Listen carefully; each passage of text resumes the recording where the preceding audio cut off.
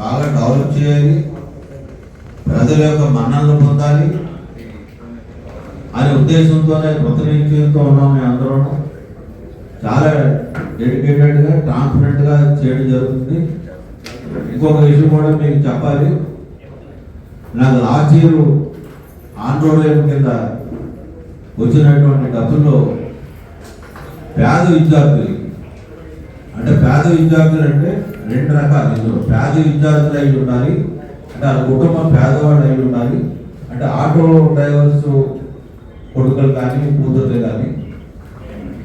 రెండోది ఏంటంటే వాడికి అబౌవ్ 95 రావాలి, అబౌవ్ 93, 94, 95 అలా 99 కూడా వచ్చిన వాళ్ళు కూడా ఉన్నారు మన దగ్గర. అలా లాస్ట్ ఇయర్ 4,75,000 రూపాయలు నాకు వచ్చినటువంటి ఆండ్రోయిడ్ జీతం కూడా ఆ పేద పిల్లలకి ఇవ్వడం జరిగింది.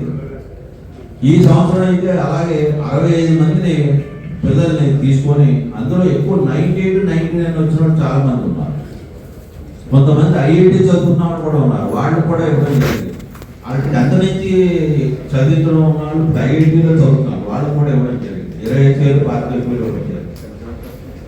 అలాగే ఈ సంవత్సరం 6,30,000 రూపాయలు నాకు వచ్చినటువంటి ఆండ్రోయిడ్ ఈ సంవత్సరం కూడా ఇవ్వడం జరిగింది. లాస్ట్ ఇయర్ ఈ సంవత్సరం కలిపి 10,70,000 చేరు, సుమారుగా 10,11,00,000 దాకా నాకు వచ్చినటువంటి ఆండ్రోయిడ్ నేను తీసుకోకుండా పేద విద్యార్థులకు ఇవ్వడం జరిగింది. ఇది ఏంటంటే నా ఏదో రకంగా ఈ పేద విద్యార్థులను చదివిస్తే వాడు పైకి వస్తే వాడి కుటుంబాన్ని వాళ్ళు సంరక్షించుకుంటే పైకి వస్తారు అన్ని ఉద్దేశంతో మంచి సంకల్పంతో ఈ రకంగా నాకు వచ్చినటువంటి ఆందోళనని పేద విద్యార్థులకు ఇవ్వడం జరిగింది. ఇప్పుడే కాదు, లాస్ట్ టైం ఉన్నటువంటి 5 సంవత్సరాల్లో కూడా నాకు 28 లక్షల రూపాయలు, 28,50,000 వచ్చిందంట. అప్పుడు కూడా 5 సంవత్సరాలు ఇవ్వడం జరిగింది. 5 సంవత్సరాలు కూడా అప్పుడు 28 లక్షల రూపాయలు ఇవ్వడం జరిగింది. ఇప్పుడు కూడా ఈ 2 సంవత్సరాల్లో 11 లక్షలు పెంచింది, మాకు పెరిగారు. ఈ 2 సంవత్సరాల్లో 11 లక్షలు ఇవ్వడం జరిగింది. కొంత ఇందులో వైద్యానికి కూడా ఇవ్వడం జరిగింది. ఒక ఎంత భయపడ్డాం, ఈ బ్యాంక్ని ఏం చేయాలి, మనం గట్టు మీద తీసుకురాగలమా లేదని ఆయన కూడా ఒక ఎంత ఆందోళన చేశారు.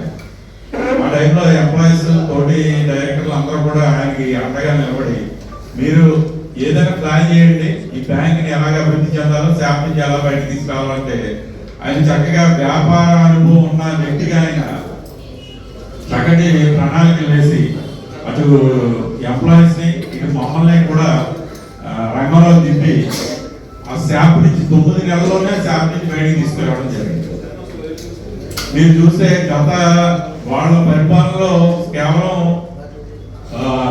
5 కోట్లు మాత్రమే లోనికి ఇచ్చారు, కానీ ఆయన వచ్చిన తర్వాత వెంటనే 180 కోట్లు లోనికి ఇవ్వడం జరిగింది. అంటే లోనింగ్ వెళ్ళాలి, డిపాజిట్ ద్వారా రావాలి, ఈ మధ్యన ఉన్న వ్యత్యాసంతో బ్యాంక్ మెయింటెనెన్స్ జరగాలి. ఇదంతా చేయాలంటే వ్యాపారంలో అనుభవం ఉన్న చల్లా శంకర్రావు గారు తప్ప వేరే ఎవరో చేయలేరండి. ఈ సభాముఖంగా మీ అంతరాముఖంగా తెలియజేస్తున్నాను. జరిగింది నెలలోని అంటే 33.5 కోట్లు డిపాజిట్ చేశారంటే అక్కడ ఉన్న ఆ సీట్లో ఉన్న వ్యక్తి యొక్క నమ్మకం, నిజాయితీ, నిబద్ధతతోటి ఉంటారన్న ఉద్దేశంతో ఎక్కడెక్కడి నుంచో వచ్చి డిపాజిట్ చేయడం జరిగింది. అదే కూడా అప్పులు కూడా అలాగే తీసుకుంటారు, వచ్చి సక్రమంగా ఈ పద్ధతి ప్రకారం ఈ లోన్కి ఇస్తారు, సక్రమంగా మనకి కట్టొచ్చారు. ఎన్నో అప్పులు ఇచ్చాం మేము, అయినా సరే వాటి వరకు కూడా ఎంపీఏ అనేది లేదు. ఒక నెల 2 నెలల్లో తప్ప ఎక్కువ ఎంపీఏ లేదు, రానిబాకీ లేవు. ఎందుకంటే ఇది వరకు కోఆపరేటివ్ బ్యాంకులు అంటే మార్చి టు మార్చి కట్టేవారు, ఈ మార్చిలో కట్టిన తర్వాత మళ్ళీ మార్చిగా కట్టేవారు చాలా మంది. కానీ ఇప్పుడు ఆ సిస్టమ్ లేదు. శంకరయ్య గారు చైర్మన్ గారు అయిన తర్వాత ఆ సిస్టమ్ లేదు. ప్రతి నెల కూడా 1-2 వాయిదాలు తప్ప మిగతా వాయిదాలన్నీ ఖచ్చితంగా కట్టడం జరుగుతుంది. ఇప్పుడు లేని విధంగా 100 సంవత్సరాలకే 8 బ్రాంచ్లు ఉన్నాయి. ఆయన వచ్చిన 5 సంవత్సరాల్లో ఇంకో 8 బ్రాంచ్లు పెట్టడం కాకుండా బ్యాంక్ సొంతంగా 3 బ్రాంచ్లు వచ్చారు. అంటే ఆయన బ్యాంక్ 100 చరిత్రలో ఎప్పుడు లేదు సార్, 100 సంవత్సరాలు. ఆ టైపు చేయడం వల్ల మా బ్యాంకులో, ఆ కోఆపరేటివ్ బ్యాంకులో అందరూ కూడా ఆర్థిక శాస్త్రవేత్త కింద ఏ చిన్నదైనా సరే ఆయన చేయగలరు అని ఒక రకమైన ముద్ర ఆయన నీతో వేసుకున్నారు బ్యాంకులో. తర్వాత ఎలక్షన్ పెట్టడం మానేశారు. మా ఎలక్షన్ అయితే 6 నెలలకు బోర్డు వచ్చింది, అవగాహన లేని పరిస్థితి. ఎంత డెవలప్ చేసామో అంటే సంవత్సరానికి ఒక 15 రోజులు జీతాలు తీసుకోవాలని బ్యాంక్ని అదే సంవత్సరానికి 24 కోట్ల లాభాన్ని తీసుకొచ్చే ఘనత కూడా ఆయనగా చెందుతుంది. కానీ ఆ యొక్క ఆనందం దిగిన తర్వాత లేదు.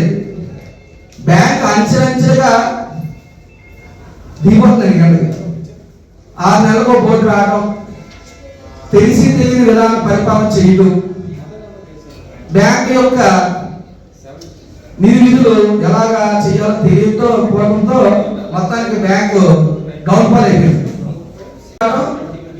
నగర శాసనసభ్యులు శ్రీ ఆదిరెడ్డి శ్రీనివాసరావు గారు ఫస్ట్ బ్యాంక్ యొక్క ఆర్యపురం బ్యాంక్ అంటే రాజమండ్రిలో చాలా మందికి ఉపయోగపడే బ్యాంక్. ఇటువంటి బ్యాంక్ పాడైపోవడం వల్ల చాలా కుటుంబాలు పాడయ్యే అవకాశాలు, వ్యాపారస్తులు పాడే అవకాశాలు ఉంటాయని ఆలోచన చేసి బ్యాంక్ని తొందరగా మళ్ళీ యథావిధిగా తీసుకొచ్చే చైర్మన్ గా ఎవరంటే బాగుంటుందని ఆలోచన చేసి ఆ రోజు ఆయన తీసుకున్న నిర్ణయమే ఈ బోర్డు. ఆ రోజు ఆయన తీసుకున్న నిర్ణయమే ఈ బోర్డు సార్. ఈ బోర్డులో చైర్మన్ గా శంకర్ గారు రావడం, ఆయన వెనకాల మేము ఉంటాం. నెగ్గినట్టునే పెద్ద చెప్పినట్టుగా అసలు ఆనందం లేదు సార్. ఎప్పుడైతే మెజారిటీతో నెగ్గినా మాకు ఆనందం లేదు. ఇదేంటి ఇలా తీసుకొచ్చి ఈ బ్యాంక్ లో పాడేశారు. మళ్ళీ ఆ 5 సంవత్సరాల్లో 100 సంవత్సరాల్లో చరిత్ర ఏ టైప్ అవుతే మాకు టాస్క్ ఇది కూడా అంతే సార్. 9 నెలల్లో 105 కోట్లు రికవరీ చేశాను. కోఆపరేటివ్ బ్యాంక్ చరిత్రలో ఎప్పుడు కూడా ఏ విధంగా కూడా ఇలాగా సంవత్సరం లోపు బ్లాక్ లిస్ట్ లో తీసిన బ్యాంక్ అంటూ ఏదీ లేదు.